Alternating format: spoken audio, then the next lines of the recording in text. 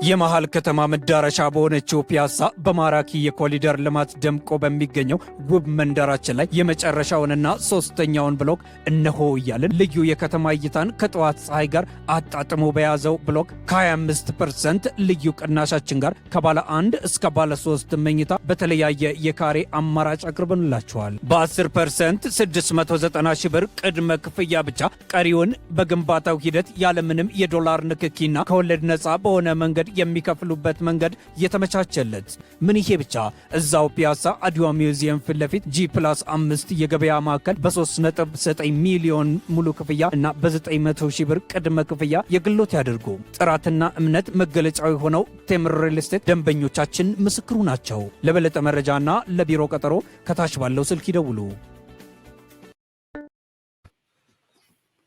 የኢትዮጵያ መንግስት ማስጠንቀቂያ። ዛሬ ነገሮች ፈንድተዋል። በጣም ከባድ ሁኔታዎች ነው። እንግዲህ መጪው ጊዜ ትንሽ ያስፈራል። አይ ቲንክ ከብዙ ትግስት በኋላ የኢትዮጵያ መንግስት ከፍተኛ ማስጠንቀቂያ ከብዙ ትግስት በኋላ እና ዛሬ የተሰማው የውጭ ጉዳይ ሚኒስቴር ለተለያዩ ለብዙ ድርጅት ለሚኒስትሮች የውጭ ጉዳይ ሚኒስትሮች የላከው ደብዳቤ ይፋ ሆኗል። ዝም ብሎ የተላከ አይደለም። አይታችሁታል ብዬ አስባለሁ። ያንን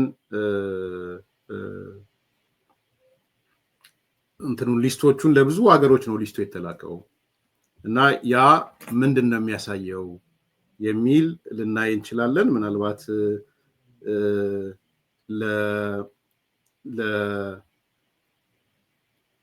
ለአንቶኒዮ ጂ፣ ለጣሊያን፣ ለበርሊን፣ ፓሪስ፣ ለንደን፣ ሞስኮ፣ ዋሽንግተን ዲሲ፣ ለማርኮ ሩቢዮ፣ ለብራስልስ፣ አቡጃ፣ ለብዙ ሚኒስትሮች የውጭ ጉዳይ ሚኒስትሮች የተላከ ደብዳቤ ነው።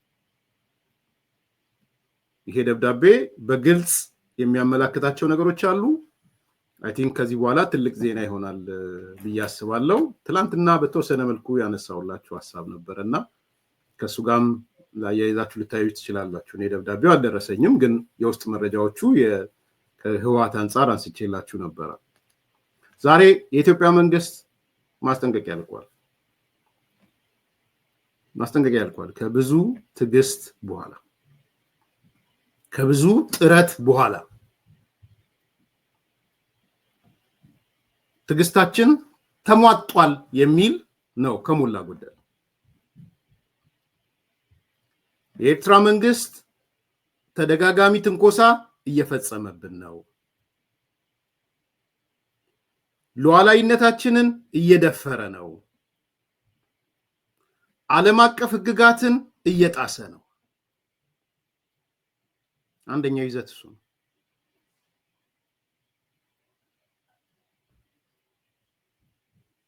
ይሄ መንግስት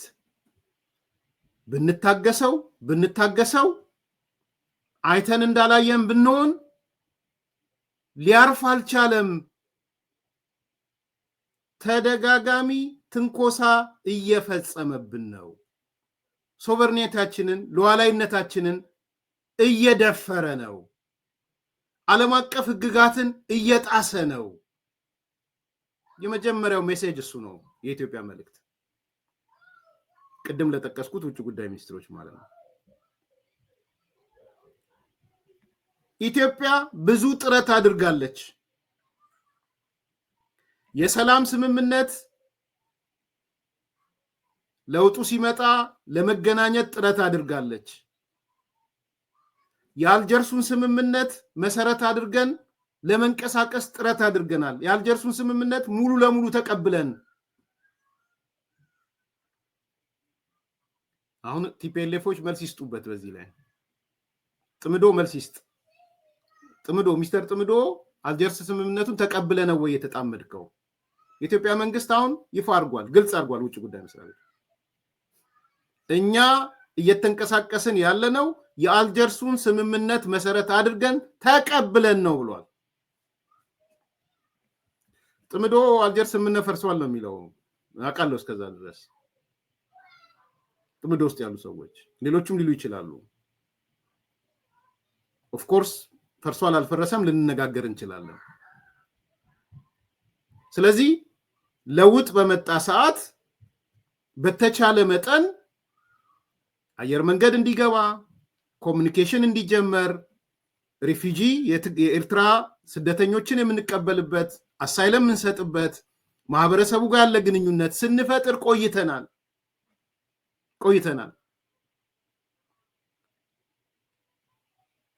ይህም ሆኖ ይላል የፌዴራል መንግስቱን በኃይል ለመጣል ህወሓት ተንቀሳቀሰ ይላል። በኃይል የፌዴራል መንግስትን ወይም በህዝብ የተመረጠ መንግስትን። ከዛ በኋላ ግን የኢትዮጵያ መንግስት ጉዳዩን በሰላም ለመጨረስ የፕሪቶሪያን የሰላም ስምምነት ተፈራረመ። የፕሪቶሪያ የሰላም ስምምነት የኤርትራ መንግስትን አበሳጨው፣ ወደ ብጥበጣ አስገባው ይላል።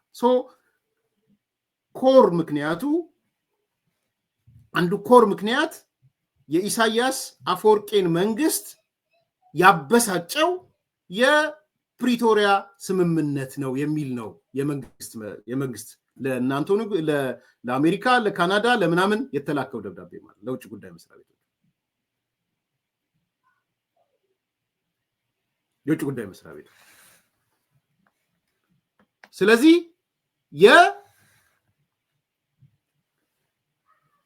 ይሄ ጉዳይ ሲሪየስሊ ልታዩት ይገባል። ትልቁ ችግር የፕሪቶሪያ ስምምነት ነው። በፕሪቶሪያ ስምምነት ደስተኛ አይደለም ይላል ደብዳቤው። ከዛ በኋላ ብዙ ትንኮሳዎችን ፈጸመ የኤርትራ መንግስት። የኢትዮጵያ አየር መንገድን ከለከለ፣ የኢትዮጵያ አየር መንገድ ገንዘብን ከለከለ፣ ወስዶም አልሰጥም አለ።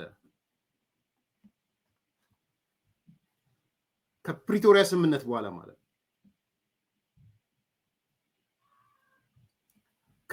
ታጣቂዎችን ኢትዮጵያ ውስጥ ያሉ ኢትዮጵያዊ የሆኑ ታጣቂዎችን በይፋ መደገፍ ጀመረ ይላል።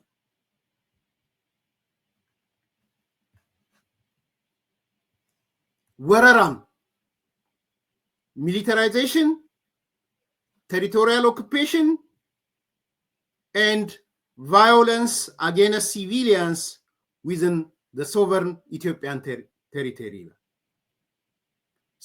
ወታደራዊ ወረራ ማድረግ፣ ግዛት የመያዝ፣ በያዛቸው ግዛቶች ውስጥ ኢትዮጵያውያንን የማሰቃየት ስራ እየሰራ ነው። ይሄ የኤርትራ መንግስት በአሁኑ ሰዓት እየሰራ ያለው ስራ ነው ተብሎ ተቀመጠ። በዚህ ብቻ አልቆመም ደብዳቤው።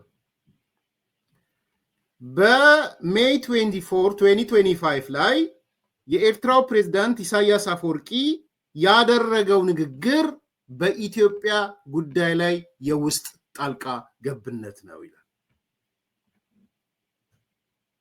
ዝርዝሩን አይገልጽም፣ ምን እንደሚል አይገልጽም። ነገር ግን ሰውየው ኤርትራ ከኢትዮጵያ የተገነጠለችበትን ቀን አስመልክቶ ባረገው ንግግር ላይ የኢትዮጵያ ውስጥ ጣልቃ ለመግባት እና ለመበጥበጥ መዘጋጀቱን ያሳያል። የውጭ ጉዳይ መስሪያ ቤት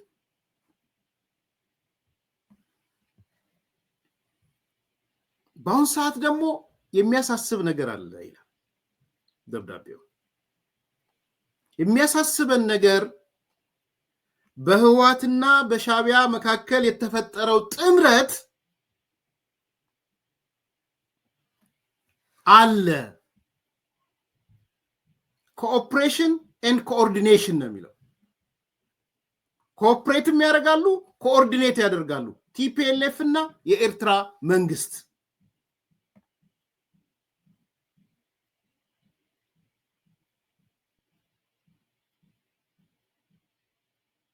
ይሄ ኮኦፕሬሽን፣ ይሄ ኮኦርዲኔሽን እና ኮኦፕሬሽን መጣመርና መቀናጀት በክረምት ወረራ ለመፈጸም ተዘጋጅተዋል ይላል። A major offensive operation during the upcoming rainy season ብሎ ነው ይጻፍ። ስለዚህ አሁን ያደረጉት በህወሓትና በኤርትራ መንግስት መካከል ያለው ጥምዶ ወይም ጥምረት ክረምቱን ጠብቆ a matter of 1 month ማለት ነው። ክረምቱን ጠብቆ ወረራ ለመፈጸም ተዘጋጅተዋል። በክረምት ወራት በሬኒ ሲዝን ለመፈጸም ተዘጋጅተዋል። ሬኒ ሲዝን የሚለው ልዩ ነገር ነው በነገራችን።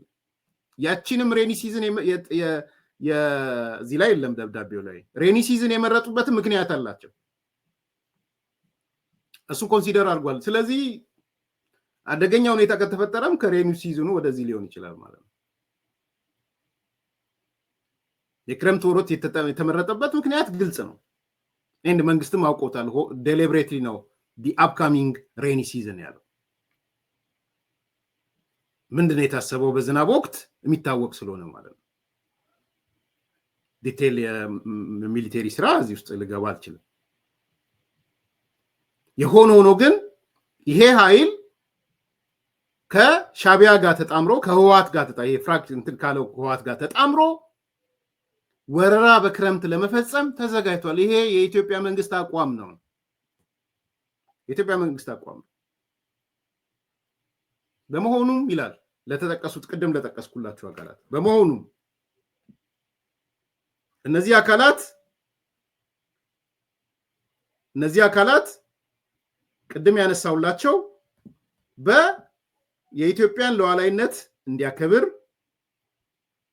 ሉዓላዊነቱን እንዲያከብር ሰራዊቱን ከኢትዮጵያ እንዲያስወጣ ህገወጥ ድጋፍ ለታጣቂዎች የሚያደርገውን በአስቸኳይ እንዲያቆም ጥሪ እናደርጋለን። ካልሆነ ግን ሉዓላዊነታችንን ለማስጠበቅ ዜጎቻችንን ለማስጠበቅ ሰላማዊ መንገድ ቢሆንም ምርጫችን የመጀመሪያ ምርጫችን ፒስ through dialogue and peaceful engagement ነው። ያሉትን ችግሮች በሰላማዊና በውይይት በንግግር መፍታት እንፈልጋለን። ካልሆነ ግን ያው የሚሆነው ይሆናል ማለት ነው። ሁለት ገጽ ነው አሊ፣ ሁለት ገጽ ነው። የአባሪዎቹ ግን ለብዙ ሀገሮች በቀጥታ የተጻፈ ነው። ቅድም የጠቀስኩላችሁ በጣም በርካታ ሀገሮች ናቸው። አይ ቲንክ ወደ ካልተሳሳትኩ ይቅርታ ወደ 19 ሀገሮች ማለት ነው የተላከው። ኒውዮርክ ተልኳል፣ ሞቃዲሾ ተልኳል፣ ናይሮቢ ተልኳል፣ ጅቡቲ ተልኳል፣ ኒው ዴሊ ተልኳል፣ አልጀርስ ተልኳል፣ አቡጃ ተልኳል፣ ብራስልስ ተልኳል፣ ዋሽንግተን ዲሲ ተልኳል፣ ሞስኮ ተልኳል፣ ለንደን ተልኳል፣ ፓሪስ ተልኳል፣ በርሊን ተልኳል፣ ሮም ጣሊያን ተልኳል። ለነዚህ ሁሉ ለሁሉም ውጭ ጉዳይ ሚኒስትሮች የተላከ ነው። በውጭ ጉዳይ ሚኒስትር ማለት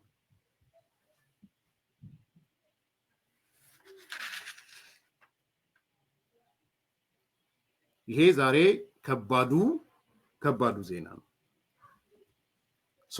የመጨረሻ ደብዳቤ ነው የሚመስለኝ። አሁንም ቢሆን እደግመዋለሁ፣ እኔ ከምንም በላይ የሰላም መንገድ ወሳኝና ወሳኝ ነው ብዬ አምናለሁ። ከምንም ነገር በላይ በኢሳያስም ጋር ቢኖር ጦርነት ያስፈልጋል ብዬ አላምንም። ይሄ ግልጽ እንዲሆን ፈልጋለሁ። ይሄ ማለት ግን የሻቢያ ልጆችና ሻቢያ እንደሚያስበው ፍራቻ አይደለም። ይሄ ነገር የመጣው ከብዙ ትግስት በኋላ ነው። ነገሮች ከቁጥጥር ውጪ የወጡ በሄዱበት ነው። ኢሳያስ አፈወርቂ አደባባይ ወጥቶ ነው የኢትዮጵያ ታጣቂዎችን እንደግፋለን ያለው። የአደባባይ እውነት ነው ይሄ። ኢሳያስ አፈወርቂ አደባባይ ወጥቶ የኢትዮጵያ መንግስት ሳይሆን ተላላኪ መንግስት ነው፣ የኢምፔሪያሊስቶች መንግስት ነው። ኢምፔሪያሊስት ነው የሚሉት የሆነ ነገር፣ የአሜሪካ መንግስት ተላላኪ ነው። የአንድ መንግስትን ክብር በሚነካ እውቅና በሚነካ መልኩ ነው የገለጸው። ይህ አደገኛ ነው። እውቅና ያለ መስጠት መብት አለው። ያንን መንግስትን የእናንተ መንግስት አይደለም እያልክ ህዝብ ላይ መቀስቀስ ግን አደገኛ ውጤት አለው። ስለዚህ ከቁንጮ ጀምሮ እየተናገሩ ያሉት ነገር መንግስት በይፋ ምላሽ የሰጠበት ነገር አልነበረም። ያኔም በውጭ ጉዳይ ሚኒስትሩ ቃል አቀባዩ በኩል እኛ ለጊዜው መልስ አንሰጥም፣ ነገሮችን በዓለም አቀፍ ህግና በውይይት በድርድር ነው ምናምነው ነው። አሁን ግን የመጨረሻ ትግስቱ ያለቀበት ስቴጅ ይመስለኛል። ያ ብቻ ሳይሆን መጪው ክረምት አደገኛ ስለሆነ ነው። የማታውቁትን አይደለም የምናገረው። አሁን ዝርዝር ወታደራዊ ነገር ኦፕሬሽኑ እንዲሆናል አይደለም። ምን መሰላችሁ ያሰሉት? እነ ኢሳያስ ከህወሓት ጋር ሲነጋገሩ አብይን ወይም ፌዴራል መንግስቱን በቴክኖሎጂ አንችለውም፣ በጦር አውሮፕላን አንችለውም፣ በአንድ ጊዜ ድምጥማጣችንን ነው የሚያጠፋው፣ ወደ ሙሉ ጦርነት ከተገባ አስመራም ትወድማለች፣ እኛም አንኖርም። ስለዚህ ክረምቱን ጠብቀን የጉሬላ አይነት የእግረኛ ጦርነት እናድርግ። እናንተ 200 ሺህ ምናምን ሰራዊት አላችሁ፣ እኛ ይሄን ያላለን፣ ፋኖ ይሄን ያላለው፣ ኦላንም እናናግረዋለን። አሁን የምታዩት ጥምረት ማለት ነው። አሁን የምታዩት መናበብ ማለት ነው። ጦርነት ይቁም አገዛዝ ምናምን እየተባለ የምታዩት ጥምረት ውጤቱ ይሄ ነው። በነገራችን ሌላ እንዳትሸወዱ። ዛሬ ገዱ መጥቶ የነገራችሁ ምንድን ነው? የኢትዮጵያ መከላከያ ወንጀለኛ ነው ብሎ ነው የነገራችሁ ገዱ አንዳርጋቸው። ምን አይነት ጥምረት እንደሆነ መከላከያ ይፍረስ የሚሉ ጋር ሄዶ ማለት ነው። ስለዚህ እነ ሚልኬሳ ምናምን ያወሩ ያሉትን እያያችሁ ነው። ሌላው አሁን ያልቋል የሱ ጉዳይ እንኳን የታየ ምንቸት ገብቷል። አሁን የሌሎቹ ጎመን ነው እየወጣ ያለው። የታየው ምንቸት ገባ፣ የሌሎች ጎመን ውጣ ነው አሁን ያለው። የምንቸትና የጎመን ጉዳይ ሆኗል። ሁከት ብጥብጥ ለመፍጠር ነው። ታየ መግደል ነበር። አሁን ጀዋር እኮ ዛሬ ኦልሞስት አመነ። የብልጽግና ተከፋዮች ታየ ደንዳ ሊገደል በሞቃዲሾ ምናምን ነበር። ከዛስ ምን አለ ጽሁፉ ላይ? እኔም እኮ ለታየ አገር ለቀው ወጣ ብዬ ነግሬው ነበር። እኛ ምን አልን ታዲያ? አው ብለዋል። የድምጽ መረጃ አለ ወንድም ጀዋር ብለዋል። ውጣ ብለዋል። ሲወጣ ልታስደፋው። ይሄ ነው ፕሮጀክቱ። አንተነ ሌላ ሰው አላቅም። እሱን የተቀነባበረው ሻዕቢያ ያቀነባበረው ሌሎች ያቀነባበሩት ግን ታየ ደንዳ ብልጥ ስለሆነ አልወጣም ማለት። እኔ ባለኝ መረጃም በእንበንትኑ መረጃውም የደረሳቸው ሰዎች በቁጥጥር ስር አዋሉት እንጂ ልታደርጉ የነበረው የሃጫሉ ታሪክ እንዲደርሰው ነበር ልታደርጉ የነበረው። ከዛስ መንግስት ስለደረሰበት የሃጫሉ ታሪክ ወደ ብርቱካን ታሪክ ተቀየረ። ምንድነው የምታወራው?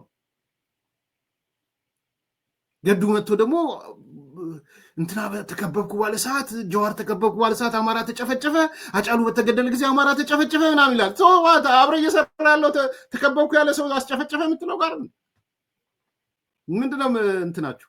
ኢን ኤኒ ኬዝ በሙሉ የምታዩት ፓተርን የተሰባሰበው ጥምዶ ኖት ኦንሊ የሻዕቢያ እና ቲፒኤልኤፍ ሌሎቹን የምታያቸው ጥምዶች የጦርነቱ መጀመርን የኢትዮጵያ መንግስት ጦርነት ጀምሯል ለማስባል ግን ምን ፕሮጀክት አድርገዋል? ክረምት ላይ ጦርነት እንጀምራለን። ቢኮስ ፕሌን አይሄድም፣ ድሮን አይሄድም፣ የአየር ምናምን ችግር አለው። እኛ ደግሞ የሰው ኃይል አለን። አሁን በእግረኛና ጉሪላ ፋይቲንግ በተለያየ መንገድ ይሄን መንግስት እንገለብጠዋለን። ይሄ ነው ፕሮጀክቱ ይሄ ነው። መንግስት ዝም ብሎ ያወጣ አይመስለኝም። ይሄን ደብዳቤ ዝም ብሎ አይደለም ያወጣው። ከብዙ ትግስት በኋላ ይሄ ደብዳቤ ሲወጣ በባዶ የወጣ ነገር አይደለም።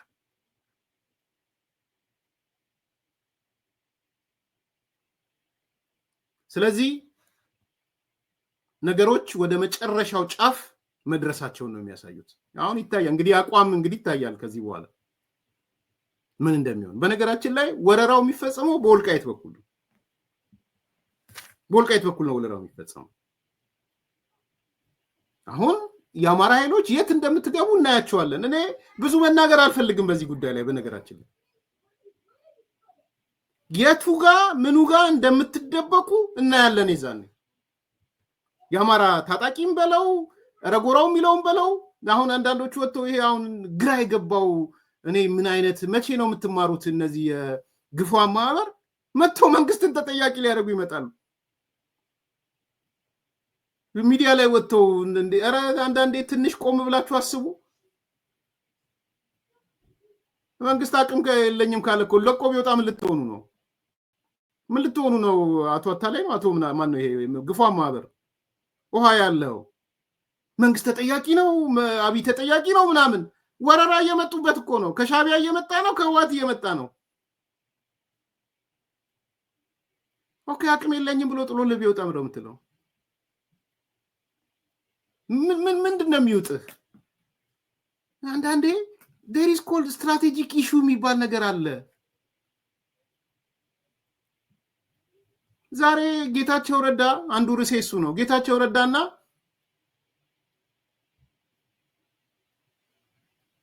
ፕሬዚዳንቱ አረጋ ወልቃይት ሄደዋል። ለምን ሄዱ እንዴ? ነገሮች እኮ ጫፍ ስለደረሱ እኮ ነው የሄዱት። ነገሩን ለማረጋጋት ነው እኮ የሄዱት። ለማረጋጋት ነው የሄዱት እነዚህ ሰዎች። ይሄ ነገር ወዴት ነው የሚሄደው ብለው ማለት ነው። እንዴት ይሄ የሚያሳብዳችሁ ለምንድን ነው? ሪዝኔብል ናችሁ ብዬ የማስባችሁ አንዳንዶቹ ራሱ ጭራ ቆልፋችሁ አየሁኝ። እና ምንድነው የምትፈልጉት እንዴ? እኔ ጌታቸው ረዳን በጣም ነው የማመሰግነው። በጣም ጥሩ ነገር ነው ያደረከው። ምን ያህል ዘመቻ ሊከፈትብህ እንደሚችል ይገባኛል። ለህዝብህ እየከፈልከው ያለው መስዋዕትነት ነው። ጦርነት እንዳይመጣ እያደረክ ያለው ጥረት ነው። ለኔ አንደርስታንድ ያደረኩት እሱን ነው። ከኮሎኔል ደመቀ ጋር ተቀምጦ ታየ፣ ከምናምን ጋር ተቀምጦ ታየ። ካሁኑ ዘመቻ እሺ ምን ይሁን? እሺ ጌታቸው ረዳ ያደረገው ነገር ምንድነው ጥፋቱ? የወልቃይት ነዋሪዎች የዛ አካባቢዎችን ላዳምጣቸው ልስማቸው ብሎ መሄድ፣ ከነሱ ጋር ስብሰባ መቀመጥ ምንድነው ችግሩ? እንዴ ትልቅ ጦርነት ለማስቀረት እኮ ነው እየሄዱ ያሉት።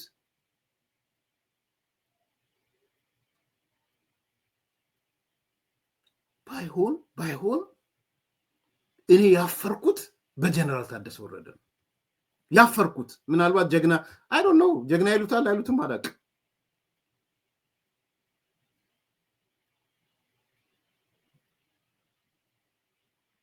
ጀግና የሚሉት ግን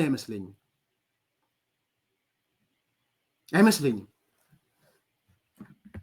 አሁን ጀነራል ታደሰ ወረደ ወጥቶ ከዚህ በኋላ በኃይልም ቢሆን ያው ተጽዕኖ ስላሳደሩበት በኃይልም ቢሆን ቁጥጥር እናደርጋለን ምናምን አለ አይደል? ሰምታችኋል። ጀነራል ታደሰ ወረደ ምርጫችን ሰላም ቢሆንም ከሰላም አማራጭ ውጭ እንሄዳለን። እስኪ ጀነራል ታደሰ ወረደ የሞከርከውን ነገር ንገረን። እኔ ለመጠየቅ ሞክሬያለሁ። የሞከርከውን ተፈናቃዮች ወደ ቦታቸው እንዲመለሱ ኮሚቴ አቋቁመህ ላክ፣ ሰዎች አሳይን አረክ እንደዛ ፌደራል መንግስቱ ተፈናቃዮች አይመልስም ይመልሰው የሚለውን ለማወቅ ምንድነው የሰራው? እስቲ ምንድነው የሰራው?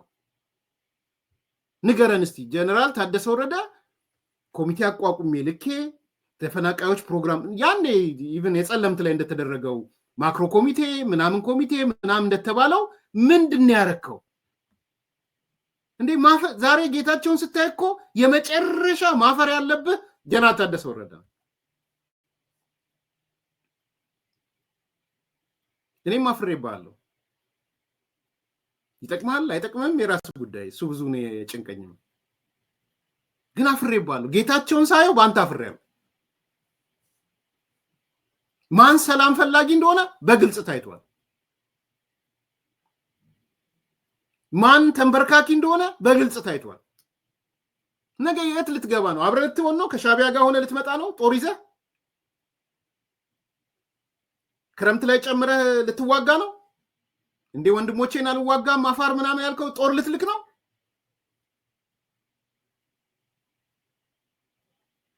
ስለዚህ የቲፒኤልኤፍ ከሆነ እዚህ የመጣ መከላከያ ምናምን የምታየው ሌላ ጉዳይ ነው የምታየው ማለት ስለላ ነው የምትመጣው ማለት ነው። አዲስ አበባ ለስለላ ነው የምትመጣው። የትሮይ ባለፈው ያልኳችሁ ፊልም አይነት ወዳጄ ነገረኝ አይነት ነው እየሆነ ያለው። ፌደራል መንግስቱን ለማሳሰር ነበር የምትመጣው ማለት ነው። መረጃ ሰብስበህ ለመሄድ ነው የምትመጣው ማለት ነው። እሺ የትኛው ነው ተፈናቃዮች እንዲመለሱ በአንተ በኩል ኮሚቴ አቋቁመ የሰው ኃይል መድበ ከፌደራል መንግስቱ ጋር ተነጋግረ ጀነራል ወዳጅ አይደል እንዴ ጀነራል ፊልድ ማርሻሉ ከሱ ጋር አንስተ እነዚህ ናቸው ተፈናቃዮቹ እንደዚህ ይመለሱ ብለ እስቲ ያልከውን አክሽን ፕላንህን አሳየን እስቲ። ያንተ ታናሽ የታናሽ ታናሽ ያው ምንም አይነት ፓወሩን የተባረረ ሊገሉት የነበረ ሰው ይሄ ህዝብማ ወደ ጦርነት አይገባም ብሎ ሄደ ወልቃይት።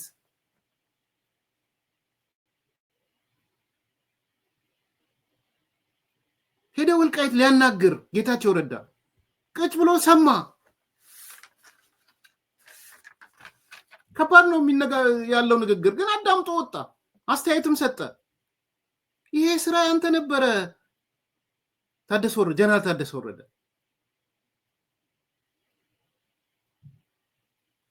ምንድነው የነበረው ሰው? አቶ አረጋ የወልቃይት ጠገዴ ህዝብ ለበርካታ ዘመናት ግፍና በደሎች ደርሰውበታል አለ አቶ አረጋ ከበደ።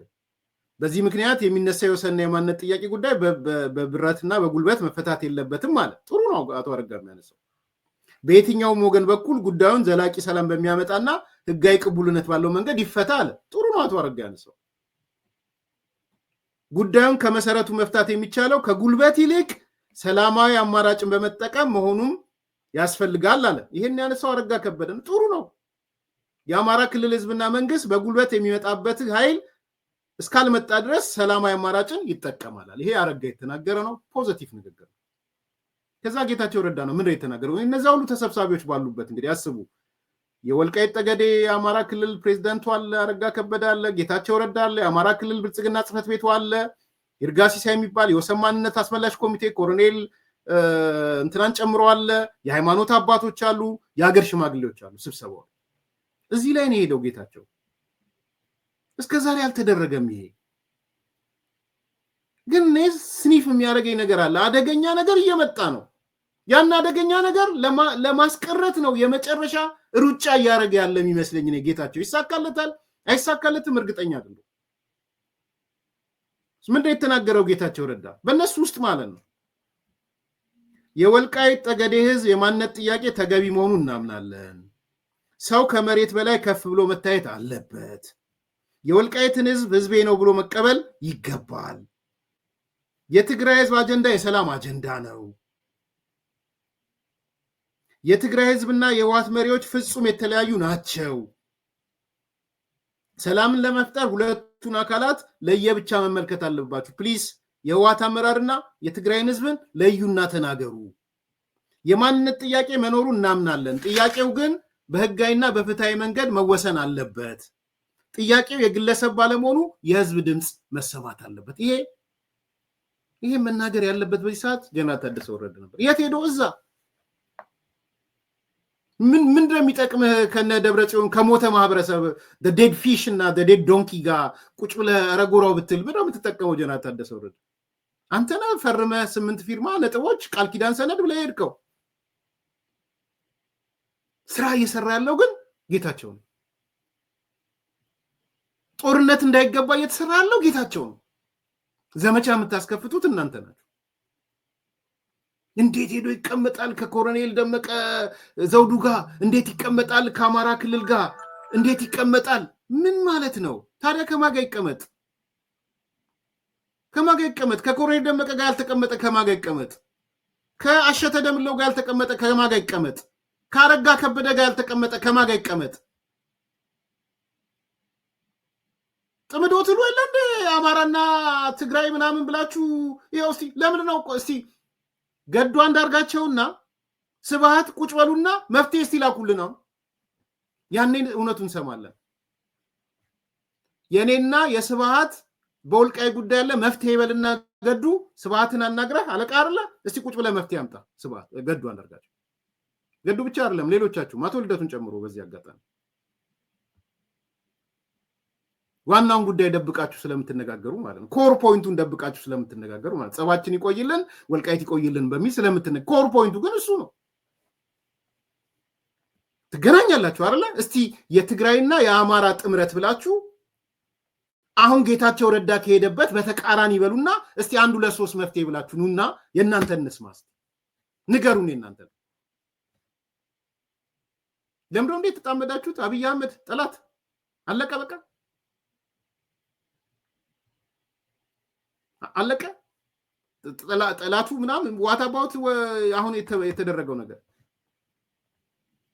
ምንድነው? የጌታቸው ረዳ ከኮሎኔል ደመቀ ጋር መገናኘት፣ ከአሸተ ደምለው ጋር መገናኘት፣ ከአረጋ ከበደ ጋር መገናኘት ለህዝብ የተከፈለ መስዋዕትነት ቢሆን ደስ የሚለው የመንግስት ስልጣን የያዘው ጀነራል ታደሰ ወረደ ቢሆን ኖሮ ደግሞ በጣም ጥሩ ነበር። እንቅልፍንም እተኛ አይመስለኝም። አሁን አይመስለኝ ጀነራል ታደሰ ወረደ እንቅልፍን ሁሉ አይ ዶንት ኖ ስልጣን የምትወድ ከሆነ ነገ ከነገ ወዲያ ነገር ስር ይቦሽረዋል። ፌደራል መንግስትም ነው የሚዘርበል የሚል ሶ ፓወር ሳይኖረው ፓወር ኢን ኤሴንስ የስ አስተዳደር ፓወር ሳይኖረው መፍትሄ ለመስጠት እየሄደ ያለው ጌታቸው ረዳ ነው። ብዙ ነገሮች ውስጡ እንደሚተናነቀው አይ ካን ፊል አደርጋለሁ። በነገራችን ላይ ትክክል ነው ትክክል አይደለም ሌላ ጉዳይ ሆኖ ውስጡ ያለው የሚተናነቀው ብዙ ነገሮች እነሱ ሌላም ኮሎኔል ደመቀም አሸተም አረጋም የሚተናነቃቸው ነገር እንደሚኖር ይገባኛል። ያ ከሆነ ደግሞ ሲተናነቅህ ይተናነቅህ እንጂ ጦርነትን ማስቀረት ትልቅ ጉዳይ ነው። ዛሬ እነ ደብረ ጽዮን ከሻቢያ ጋር ሆነው በወልቃይት በኩል ነው የመጡ ያሉት። ጦርነቱን ሊያፈነዱ የፈለጉት በወልቃይት በኩል ነው። ይሄ ነው እውነቱ። ስለዚህ ምንድነው ማድረግ የሚገባው? ምንድነው መሆን ያለበት? እነ ጌታቸው እያደረጉ ያለው ስራ ምንድነው? ዛሬ የኢትዮጵያ መንግስት ያወጣው መግለጫ ምንድነው የሚያሳየው? ምን አይነት የኃይል አሰላለፍ ነው የሚፈጥረው የሚለውን ነገር ማየት ነው። በፍራቻ አሁን ከኔ ፕሮግራም ወይ በኋላ ወይ ምናምን ያገዛዙ ፍራቻ ምናምን ብሎ ርዕስ እንደሚሰጡ አውቃለሁ።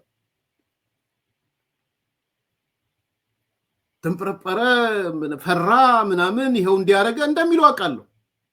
የጦርነት ጉሰማ ጎሰመ ምናምን ብሎ ደግሞ ይሄን ደብዳቤ እንደ ጦርነት ጉሰማ እንደሚቆጥሩትም ይገባኛል። አንተ ግን ሄደህ ኬላ ሰብር ያለው ኬላ የሚባል ነገር የለም ብለህ ጥምዶ ምናምን እያልክ ከሻቢያና በህወሓት ሰዎች መካከል ግንኙነት ሲፈጥር ግን የጦርነት ቅስቀሳ አይደለም፣ የጦርነት ትንኮሳ አይደለም። ለአንተ በምን ታሳብባለህ? በኢትዮጵያና በኤርትራ በትግራይ ህዝብና በኤርትራ ህዝብ ግንኙነት ዛሬ ሁለተኛ ማለት ውርደት ለጀነራል ታደሰ ወረደ። በነገራችን ላይ እዚህ መጥቶ ምንድነው ያለው? የፈረመው ከውጪ ኃይሎች ጋር የሚደረግ ግንኙነት ካለ እንኳን አስቆማለሁ ብሎ ነው የፈረመው ቃል ኪዳኑ ላይ። ከየትኛውም የውጭ ኃይል ጋር ኖሮ ሊሆን ይችላል አለ። ካሁን ሄዳ ግን እኔ ስልጣን ላይ ከወጣው በኋላ አስቀራለሁ አለ። ዛሬ ደብረ ጽዮን እሱን አስቀምጦ ነው ከኤርትራ ጋር የሚኖረን ግንኙነት ተጠናክሮ ይቀጥላል ያለው። በምን መመዛኛ ነው የአንድ ክልል ፓርቲ ያው ህገወጥ ፓርቲ መሪ የአገሮች ግንኙነት የሚፈጸመው በፌደራል መንግስቱ መሆኑን እያወቀ ጀነራል ታደሰ ወረደ ደግሞ ፈርሞ ሲያበቃ ቃል ኪዳን ሰነድ ብሎ ፈርሞ ሲያበቃ በሱ ፊት ከኤርትራ ህዝብ ጋር የሚኖር ግንኙነት ምንድነው? ከኢትዮጵያ መብታችሁ ነው፣ ከአማራ ክልል ከምናምን መብታችሁ ነው እሱ። ከኤርትራ መንግስት ግን አትችልም። ብድግ ብሎ የሌላውም ከከሌ ጋር ማለት አይችልም። ያው ህገወጥ ፓርቲ፣ በህግ ያልተመዘገበ ፓርቲ። ስለዚህ አንተን አስቀምጠው ነው ስለ ኤርትራ እየተወራ ያለው። አንተ ተቀምጠ ነው ኬላ ባዶ ሆነ የተባለው። አንተ ተቀምጠ ነው ግንኙነቱ የሚፈጥሩ ሰዎች በቁጥጥር ስር ውለው መተው ጀነራሎቹ ያስፈቱት። ዛሬ ግንኙነቱ እንደዛ ያደርጉ ያሉት መሳሪያ ልውውጥ የተጀመረው ፌዴራል መንግስት ከብዙ ትግስት በኋላ የመጣው በዛ ነው። እና ጨረቃ ላይ የምትወድቅ አይነትም ይመስለኝ፣ መሀል ላይ የሚጥሉ ሁሉ ነው የሚመስለኝ። ፍላጎት ካለ ወይ በግልጽ ላይ የተማቆም ነው። ስለዚህ እኔ ዛሬ የተመለከትኳቸው ነገሮች የመጨረሻውን ጫፍ ነው ያሳዩኝ። የኢትዮጵያ መንግስትም ከዚህ በኋላ አይ ቲንክ ለውጭ ጉዳይ ለትልልቆቹም ሀገር ገልጿል፣ ወራሪነቱን ገልጿል፣ ያለውን ነገር ስጋቱን ገልጿል። ክረምት ከመግባቱ በፊት ወረራ ሊፈጸም ነው ብሎ አሳውቋል።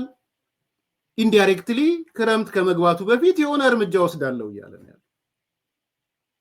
ስለዚህ የኤርትራ መንግስት ከያዘው ድንበር ይውጣ፣ ከሉዓላዊነታችንን ይውጣ፣ ጣልቃ ገብነቱን ያቁም፣ ሰራዊቱን ከኢትዮጵያ ያስወጣ፣ ህገወጥ ድጋፍ የሚያደርገውን ለታጣቂዎች በአስቸኳይ ያቁም። ካላቆመ ግን ክረምቱ ከመግባቱ በፊት የሚል ነው የሚመስለኝ። እርምጃ ወስዳለው የሚል ባይኖርም ለመወረር መፍቀድ አለበት ብዬ ግን አላምንም። ቢኮዝ እነሱ ስትሬንግዛቸውን እያዩ ነው እየሄዱ ያሉት። ዋት ኢዝ ዜር ስትሬንግዝ? ዝናብ ይመጣል፣ ጉም ይመጣል፣ ድሮን አይቻልም፣ አውሮፕላን አይቻልም፣ የጦር አውሮፕላን ምናምን አይቻልም፣ እኛ እግረኛ አለን፣ እኛ የታጠቀ ምናምን አለን። ስለዚህ በፋኖ አለ በዚህ በኩል ኦላን ልናሳምን እንችላለን፣ እንደዛ እንፈጥራለን ነው። ይሄ ነው። ለዚህ እድል መስጠት አለበት ብዬ አላምንም። ወሳኙ የኢትዮጵያ ያሉና ጉዳይ ነው። ስለዚህ this is a serious የሆነ ማስጠንቀቂያ ነው። ህወሓትም እንዲያቆም፣ ሻቢያም እንዲያቆም፣ የዓለም መንግስትም እንዲያውቁት ማለት ነው።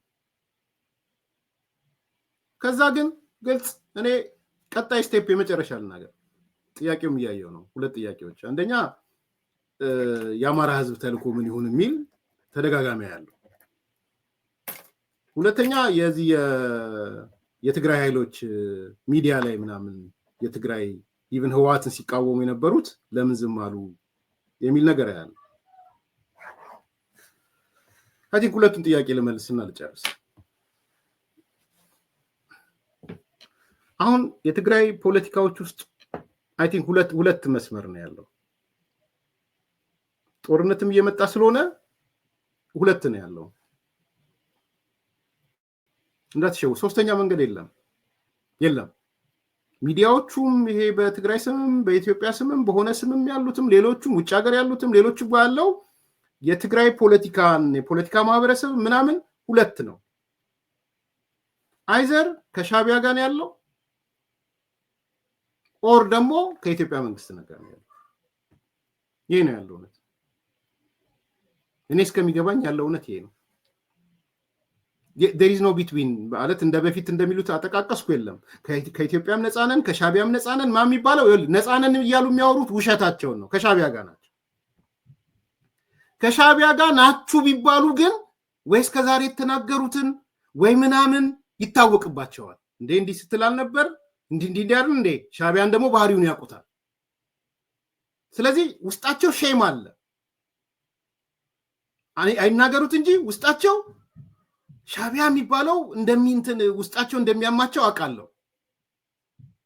ነገር ግን ጠቅላላ እንቅስቃሴያቸው ስፖንሰሩም አንዳንዶቹም ስፖንሰር የሆኑት ኢንዳይሬክትሊ ነው ላያውቁት ይችላሉ። ፋይናንሻሊም ስፖንሰር የሆኑት ከሻቢያ ነው። 450 ሺህ ዝም ብላ አይደለም የተበተነችው። ፋይናንሻሊ ባለማወቅ ሊሆን ይችላል። በሐሳብም በተለያየ ነገርም ተሰብስበው ከሻቢያ ጋር ነው ያሉት። የቲፒኤልኤፍ ቡድን የደብረጽዮን ቡድን ውስጥን የሚደግፉት በዚህ ምክንያት ነው። ትላንትና ደብረጽዮን ላይ ሲጮሁበት እንዲህ ነበር ካንተ እንደዚህ ጦርነት ጠማቂዎች አራቱ ምናምን ሲሏቸው የነበረው አሁን እሱ ቀርቷል። እሱ የቀረበት ምክንያት እነዚህ ሰዎች ውሳኔያቸው ጦርነቱን በአንድ በኩል ጦርነቱን ከትግራይ እናወጣዋለን ብለው አምነዋል። ቢኮዝ ወደ ወልቃይት ከመጣ ጦርነቱ ወደ አማራ ክልል ነው የሚመጣው። በፊት ሲወቅሷቸው የነበረው እናንተ የጦርነቱን ወደ ትግራይ ህዝብ ልትወስዱ እንዲህ ልታረጉ ነበር ሲጮሁባቸው የነበረው። አሁን እሱን አስቀርተውላቸዋል። ከሻቢያም ጋርም እየተስማሙ ነው። ሻቢያ አንድ የጠየቀው ፕሪሪኩዊዚት አፋር ላይ ያለውንም የትግራይ ኃይል ደብድቡ ነው ያላቸው። አፋር ላይ ያለውን አት ዘ ሴም ታይም እንጂ ጦርነቱን ከትግራይ ዞን አውጥተው ከትግራይ ክልል አውጥተው በወልቃይት በኩል አማራ ክልል ነው የጦርነቱ ማዕከል። ስለዚህ ደግሞ ችግር የለባቸውም በሱ። ስለዚህ ዛሬ ደብረጽዮንን ሊቃወሙ የሚችሉበት ነገር የለም። ዛሬ ጌታቸው አሰፋን ሊቃወሙበት የሚችል ነገር የላቸው። ዛሬ ፈትለወርቅን ሊቃወሙበት የሚችል ነገር የላቸው። ዛሬ አደመ የሚባለውን ሊቃወሙበት የሚችል ነገር የላቸው። ዛሬ ምግበይን ሊቃወሙበት መዲድን ሊቃወሙበት የሚችሉት ነገር የላቸውም። ፍስሐ መንግስቱ ሊቃወሙበት የሚችል ነገር የላቸው። ቢኮዝ እነሱ ትግራይ ላይ ጦርነት እንዳይኖር ነው የፈለጉት። እነዚህ ሰዎች ደግሞ ጦርነቱን ጎትተው ወደ አማራ ክልል እያመጡት። ስለዚህ ሊቃወሙ አይችሉም። አሁን ይህን መገንዘብ ያስፈልጋል። ለዚህ ነው ሌላ ነገር ላይ ሲሯሯጡ የምታዩቸው። የትግራይን ጉዳይ እርግፍ አድርገው ትተው ህወሓትን እርግፍ አድርገው ትተው መቃወሙን ትተው ሌላ ብጥብጥ ላይ አብይ አህመድ ወይ ሁሉ ነገር ወደ አብይ አህመድ የተባለው ለዛ ነው፣ ሌላ አይደለም። መንገዶች ሁሉ ወደ አብይ አህመድ ያመሩት በሌላ አይደለም እንዳይመስላችሁ። ታዬ ደንዳ ይሄናለ፣ ሚልኬሳ ይሄናለ፣ ገዱ ይሄናለ፣ እከሌ ይሄናለ፣ ልደቱ ይሄናለ ምናምን በሙሉ ተሰብስበው ወደ አብይ የመጡት ቢኮስ የነደብረጽዮን ቡድንም ሆነ የነደብረጽዮን ሚሊቴሪ ጦርነቱን ከትግራይ ክልል እያስወጣላቸው። ይሄ ነው እውነቱ። ስለዚህ ለምንድን ነው የሚቃወሙት? በዚህ መጠን ለምንድን ነው የሚተቹት? ለምንድን ነው ጦርነት ጠማቂ ምናምን ሊሉት የሚችሉት? አይሉትም። ይብላኝ ለአማራው ኃይል ይብላኝ። ይሄ አንድ እውነት ነው። ይሄ እውነት ሲነገር ነው የሚያማቸው ነገራችን። ምክንያቱም ሚስጥራቸው ነው የሚወጣባቸው። ይሄ ተንኮላቸውን ነው እየተናገርን ያለ። የሚጣሉን ለዛ ነው። በግራ በቀኝ የሚያሳድዱን ለዛ ነው። ስለምናቃቸው ነው የሚያሳድሙት ለዛ ነው። ስለዚህ ወደ አማራ ክልል ጦርነቱ መጥቷል። በምን ምክንያት ነው ደብረጽዮን የምትቃወመው? ጦርነቱን ወደ አማራ ክልል ሰብስባ አምጥታል። በምን ምክንያት ነው አደመን የምትቃወመው? ይሄ ነው አንዱ ቁም ነገር በተደጋጋሚ ለምታነሱ ሰዎች ማለት። ለዚህ ነው ተሰብስበው ፌዴራል መንግስት አብይ አህመድ ሲነሱም ሲተኙም ሲቀመጡም ምን ሲሉም መከላከያ ይፍረስ ምናምን ያሉት ለዚህ ነው። ይሄ ነው እውነቱ። ሌላ እውነት የለም ከዚህ ውጭ። ስለዚህ የትግራይ ኃይሎች ማይ ዌይ ኦር ሃይዌይ ነው። ወይ ከሻቢያ ጋር ናቸው ወይ ከኢትዮጵያ መንግስት ጋር ናቸው። የኢትዮጵያ መንግስትን ኤሰንስ አሁን ጌታቸው ረዳ የሚያደርገው አይነት ማለት ነው። ያ ማለት አንድና አንድ ናቸው እያልኩ አይደለም። ከኢትዮጵያ መንግስት ጋር ተባብረን እንስራ። የትግራይ ህዝብ ችግር የሚፈታው ከፌዴራል መንግስቱ ጋር ነው፣ ከአማራ ህዝብ ጋር በመቀራረብ ነው፣ በሰላም ነው የሚፈታው፣ ጦርነት አያዋጣም፣ ተፈናቃዮች ይመለሱ፣ ህግ ይከበር። ይሄ ኃይል ከፌዴራል መንግስቱ ጋር ነው ያለው። ስለዚህ የትግራይ ፖለቲካ ኃይል፣ የትግራይ ሚዲያ፣ የትግራይ ምሁር፣ የትግራይ ልሂቅ ሁለት ቦታ ነው ያለው። ሌላ መሀል ላይ የለም። ሲሸዋሹ ሲያታልሉ ነው የከረሙት። ከህወሓትም ከሻቢያም አንሆንም ከፌዴራል መንግስትም አንሆንም ሲያታልሏችሁ ነው የከረሙት። ውሸት ነው፣ ጥሬ ውሸት ነው። ይሄ አንዱ ነው። ይሄንን ግልጽ እንድትሆኑ ያስፈልጋል። ሁለተኛው የአማራ ጣፋንታ እኔ አማራ ቅስቀሳውን ካመናችሁ እመኑበት። የአማራ ሊቃን that's up to you። ምንድነው ፕሮጀክት ያደረጉት የነዚህ የቲፒኤልኤፍ ሰዎች? ቅድም የጠቀስኩላችሁ ሃይዌይ ነው ብያችኋለሁ። ከሻቢያ ዙሪያ ያለው ጠቅላላ ያደረገው ወልቃይት ማለት የብልጽግና ነው የተቆጣጠረው። እነ ኮሎኔል ደመቀ ወልቃይቶች ናቸው፣ የብልጽግናዎች ናቸው። አማራ ህዝብ ወልቃይቱን አሁን አልያዘም። የወልቃይት ጉዳይ የአማራ አጀንዳ አይደለም። ይሄን ነው የሚሏችሁ ይሄንን ነው። ሄዱና እያንዳንዷን የደብረጽዮን ሚዲያም ስሙ፣ ከደብረጽዮን ውጭ ያሉትን ሚዲያዎች ስሙ።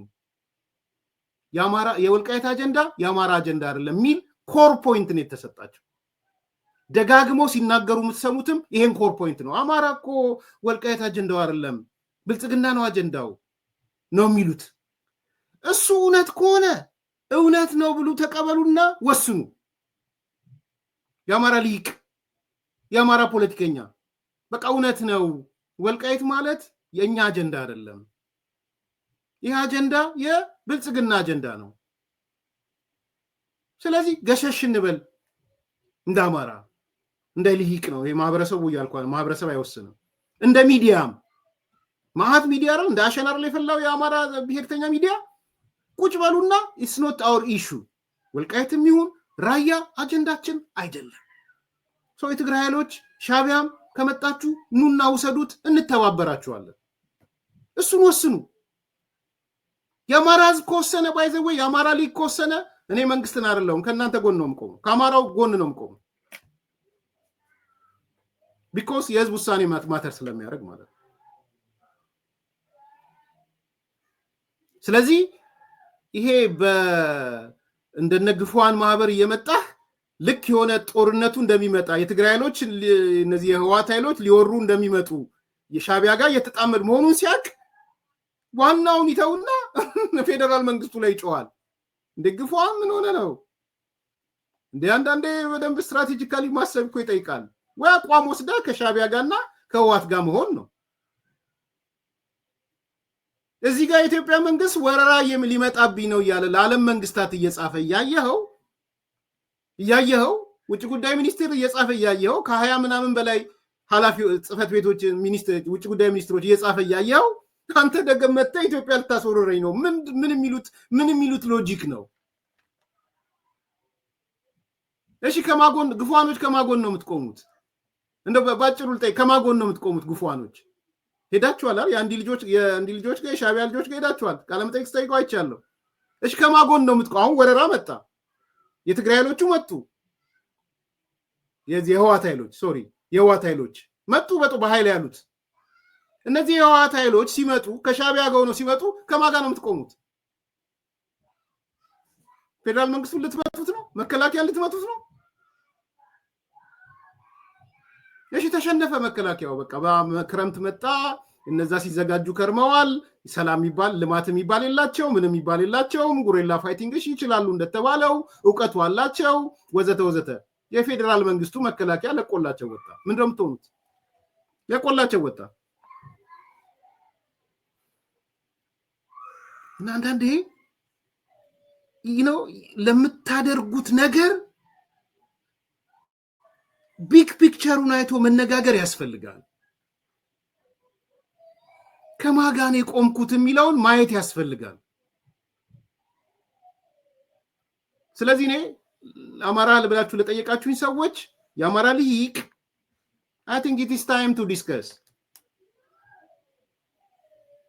even እኔ የአማራ ብልጽግና ቅርንጫፍ ጽህፈት ቤት ምናምን ትቶ ኢንዲፔንደንት የሆኑ ሰዎች የአዳራሽ ዲስከሽን ይጀምሩ በዚህ ጉዳይ። የብልጽግና ጠመዘዘው የሚባል ስብሰባ ካለ እንኳን የብልጽግና መጠምዘዙን ትቶ እሱን ሌሎች የዛ ማህበረሰብ ገለልተኛ አካላቶች ህዝባቸውን ወደ አዳራሽ ይጡ፣ ሊቆቻቸውን ወደ አዳራሽ ይጥሩ። ከዛ ይሄ አጀንዳ በሰላም መቋጨት አለበት ውሳኔያቸውን ከዛ በኋላ። ስለዚህ የብልጽግና አይደለም የሚለውን ሊቁ አማራው ኤሊት ይወስን። ወስኖ አሁን እንዳልኩት ነው እኔ ኢትስ ኦኬ የኛ ኢሹ አይደለም አጀንዳችን አይደለም ካለ ሶልቭ ያድርጉት። ስለዚህ እኔ የተወናበደ ኃይል ላይ ይሄ ፋኖ ምናምን ተውት፣ እሱ ውንብድብድ የወጣ ነው። አንደኛ አንዳንዶቹም ኖሮ የሉም ፀጉራም ሻው ነው አለ። አንዳንዶቹ እርስ በራስም እየተባሉ ነው። አንዳንዶቹ ደግሞ በግልጽ አቋም ወስደው መሳሪያ ወስደው ምን ወስደው ከህወሓትና ከሻቢያ ጋር ተሰልፈዋል።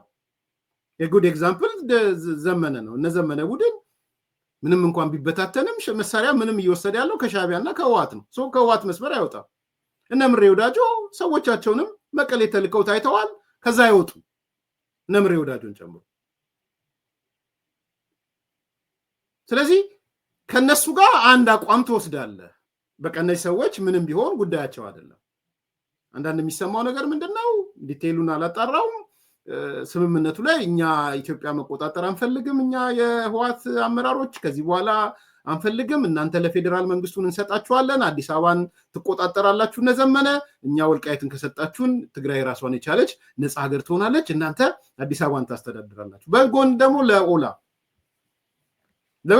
ለኦላም ተመሳሳይ ነገር ስልጣኑን ለእናንተ ነው ሰተን የምንሄደው፣ እኛ አዲስ አበባ ላይ ደግም ስልጣን መምጣት አንፈልግም ምናምን። ይሄ ነው ስብከቱ፣ ከጀርባ ያለው ስብከት ይሄ ነው። ያም ሆነ ይህ አሁንም ላጠቃለው እኔ የአማራ ኮሚኒቲ ለጠየቃችሁኝ የፖለቲካ ማህበረሰብ ቁጭ ብሎ ዘላቂ ጥቅሙን ዲስከስ አድርጎ ይሄ ጉዳይ የወልቃይት አጀንዳ የኛ አጀንዳ አይደለም፣ የራያ አጀንዳ የኛ አጀንዳ አይደለም፣ የብልጽግና አጀንዳ ነው ካለ በይፋ ወጥቶ ይናገር። አሁን ሚዲያዎቹ ስላሉ እንትን ብቻ እኮ ዩጋንዳ ብቻ 4-5 ሚዲያዎች አሉ። ዩጋንዳ ሌላ ቦታ ዩጋንዳ ምናምን እዚህ ዲሲ ምናምን በሙሉ ይውጡና በግልጽ አቋማቸው ይሄ ነው አቋማችን፣ እኛ ከዚህ ጉዳይ ላይ የለንበትም፣ የትግራይ ኃይሎችም ሻቢያም ከመጣ ይቆጣጠረው፣ ድጋፍ ካለገም ድጋፍ እናደርጋለን። ኦኬ ኦር ደግሞ አቋም ይሰዱ። ለአማራ ሊቅ ይሄን ነው ልናገር የምችለው ለጠየቃችሁኝ ሰዎች። አንደኛ መንጠልጠል አይችሉም፣ ከዚህ በኋላ የሆነ አካል ላይ መንጠልጠል አይችሉም። እየተንጠለጠልክ ደግሞ ልትጎርር አትችልም። ሻቢያ ላይ እና ህወሓት ላይ ከተንጠለጠሉ የሻቢያና የህወሓት ጉዳይ አስፈጻሚ ነው የሚሆኑት። ስለዚህ ከአማራ ሊቅ አንጻር ይሄን ነው ላነሳ የምችለው። ከኢትዮጵያ ህዝብ አንጻር ክሊር መሆን ፈልገው እኔ የምታዩት ማወናበድ